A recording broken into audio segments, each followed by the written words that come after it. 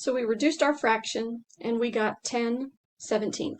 Now what we want to do is we want to convert that into a decimal. So if you'll just take 10/17, 10 divided by 17, and hit enter, it'll convert it to a decimal. I think it's a pretty good practice to go 4 places if you're rounding. On the previous problem, we didn't have to round. It was 0.03 exactly. But if it's rounded, you really are giving an approximate answer. And I would call this 0.5882. 0.5882.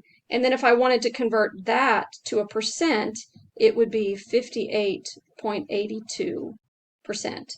Again, any of these answers is perfectly legit. Okay, in this particular textbook, they love to answer follow-up questions, or to ask follow-up questions. And so they're going to ask ones like this. If there were 1,000 people in the movie theater, we would expect how many to have popcorn? How many people would we expect to have popcorn if there was 1,000 people in the movie theater? Well, what you're going to do is you're going to take your answer and you're going to take the decimal answer right here and you're going to multiply it by 1,000. Don't multiply the percent times 1,000. You're going to multiply the decimal by 1,000. So multiply by 1,000. A shortcut is, you see how there's 3 zeros on 1,000? You move your decimal over 3 places. But if you don't trust yourself to do that, you can just go 0.5882 times 1,000. So they might say 1,000, they might say 100, whatever number they give you, you multiply your decimal answer, and then you'd say, they generally tend to kind of round it off. So about 588 people. And that's making you understand what this probability is actually saying. The probability of someone having popcorn is 0.5882. And what that means to the layperson is if you had 1,000 people in the theater, 588 of them would have popcorn. So again, they like to ask these little follow-up questions. You'll see them quite a bit on your homework. All right, that's the empirical approach. Now we have what's called the classical method. Here's how the classical method is different. With the classical method, it's the type of problem where you have to know the entire sample space before you can answer the question. So you actually have to think about or write down the sample space of outcomes. It's the number of ways your event can occur out of the total number of possible outcomes. And one really, really big kicker to this component here is all of your outcomes must be equally likely. Like with a coin, if it's not a weighted coin, heads and tails are equally likely. If you have a die that's not like a loaded die that's set to land on one side more than the others, if it's just a regular fair die, all sides are equally likely. So you have to know they're equally likely and how many outcomes there are. There's 2 outcomes on a coin. There's 6 outcomes on a die. So I'll ask you one that you could probably answer without any probability knowledge. A multiple choice test has 5 choices for each problem. Only 1 is correct. What's the probability that if you guess, let's say you have no idea and you literally guess, what's the probability that you're going to be wrong, that you're going to be incorrect? So this is our event E. So what's the probability of being incorrect?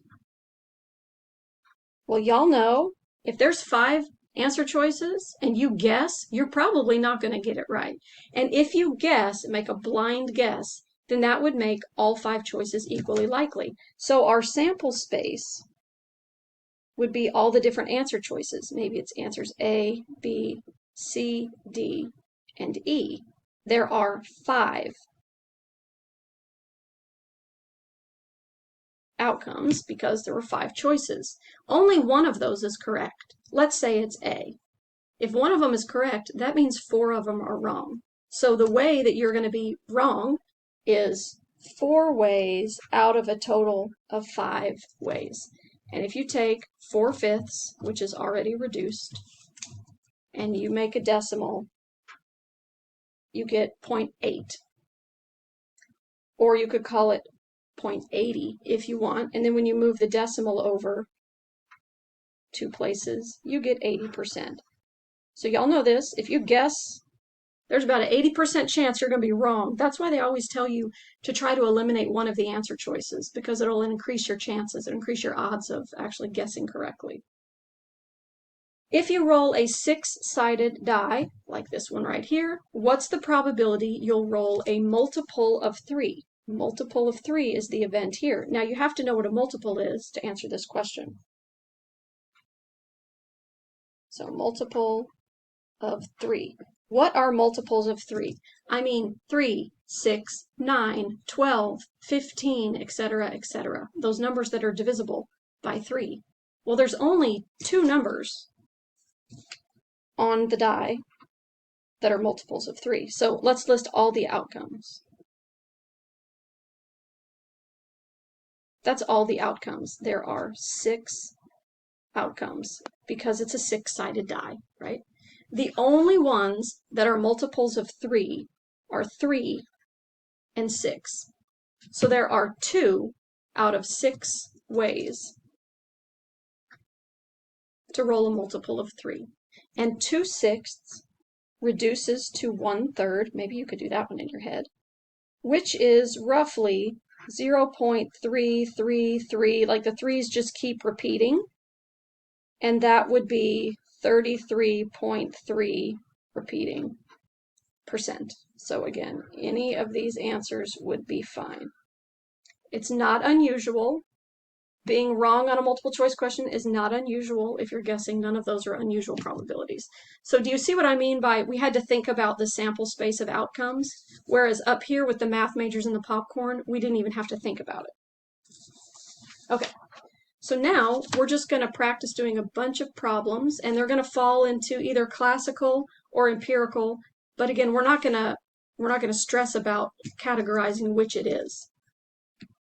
Okay, so anytime we are talking about birthday probabilities or probabilities involving how many months or days in a year, you need to know there are 12 months. I'm sure you already know this. There are 12 months and a standard 365 days in a year. We're not looking at leap years. Okay, I know 2020 is a leap year.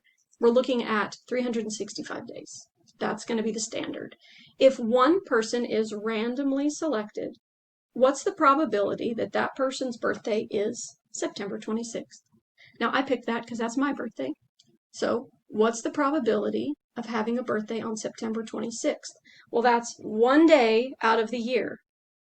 So, the probability for this particular day would be 1 out of 365. Let's see what that is as a decimal.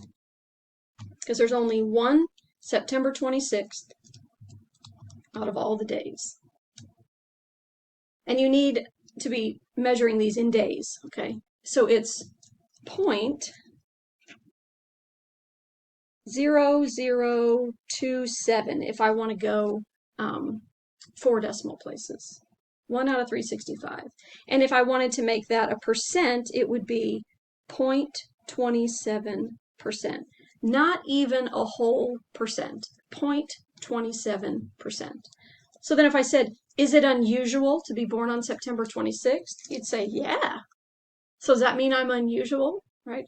Maybe, for different reasons, but there you go. It's unusual. It's less than 5%. But wait a second. Couldn't you have that argument for every day of the year? Probability of being born March 5th, same percentage. December 24th, same percentage. August 5th, same percentage. So in that case, it's unusual to be born on any day of the year, which totally defeats the purpose of talking about unusual. So there's sometimes that saying unusual is not really very helpful. What about this one? This one's really important. If someone is selected, one random person, what's the probability their birthday's in December? Now that's a month, right? This one was a specific day, so we did the probability with days. This one is a month. So usually what students will tell me is that the probability is 1/12. 1/12. But then I'll have other students that go, no, wait a second. It's 31 out of 365. And the answers are pretty close. They're not exactly the same, but they're close. My question is, which is it? Is it 1/12 or is it 31 out of 365? What's equally likely? Is every day just as likely as every other day? Is every month just as likely as every other month? You have to do the ones that are equally likely. and all of the months are not equally likely. Some months have 30 days, some have 31. Poor February, stuck with 28 days. Unless it's a leap year, they throw you an extra day, right? So actually, you're less likely to be born in February simply because there's less days in that month. And so that reduces your probability. So the way you do this one is you can't do 1/12 because not all months are equally likely. So instead, what you have to do is 31 out of 365. Even though the problem is mentioning months, you still need to talk about it in terms of days. And 31 out of 365 is 0.0849, which as a percent would be 8.49%. So if I said, is it unusual to be born in December? Well, no, it's like almost 8.5%. That's not less than 5%. So whenever you're doing problems with a calendar, you really should think of it in terms of days instead of thinking it in terms of months. Now let's look at this one. We're going to roll 2 dice and we're going to consider the sum. So what I have for you here is a chart. This is an addition chart where you have maybe die number 1 over here and die number 2. And depending on what you get on each of the die, then that's what's going to create your sum. So, and then I've got a visual picture of it over here. But like if I were to roll, I rolled it off the page. Still rolled it off the page. Okay, like this, for example. That sum would be 9. So we have the outcome 5, 4, which is right here. That's a 9. But also, we have the outcome 4, 5, which is right here. So do you see that those are listed as different outcomes? Because the die look different. See how they look? And now see how they look? Technically, they're different, so that in probability, in the world of probability, those are counted as separate outcomes. So because the first die has 6 possibilities, the second one has 6 possibilities, there are 36 total. You have a 6 by 6 chart, 36 total. And there is more than one way to get a 9. See all the diagonals? There's more than one way to get a 7. There's only one way to get a 2. There's only one way to get a 12. But you have this variation here in the middle. So when I say what's the probability of getting a sum of 9, here's your event, would be getting a sum of 9. There's 4 ways to get it out of 36 total outcomes. So the probability of getting a sum of 9 is 4 out of 36, right? There are 36 outcomes. So let's see, what is 4 out of 36? 4 out of 36, if I reduce it, is 1/9, and 1/9 as a fraction, that's about 11%. Okay, now I did that quick. You can rewind the video if you need to. And that last one repeats, which is about 11.11%, something like that. So is it unusual to get a sum of 9? Nah, it's not unusual at all. Okay.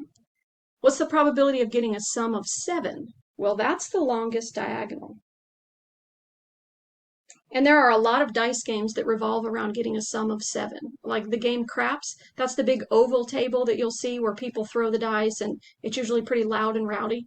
Because you can win a lot of money. So you're betting on what you think the sum is going to be on those two dice when you roll them. So getting a sum of 7, the reason why games revolve around it is because that's the longest diagonal. There are 6 ways to get a 7. So 6 out of 36. And if you reduce that, you get 1/6. I can reduce that one in my head. And let's see what we get over here. 1/6. That's like almost 17%. It's between 16 and 17%. So it's approximately 0.1666, that one repeats, or 16.67%. You could say that, I guess. So you have a little over a 16% chance of getting a sum of 7. So should you bet that you're going to get a 7 or that you're not going to get a 7? What do you think? What do you think's the right bet?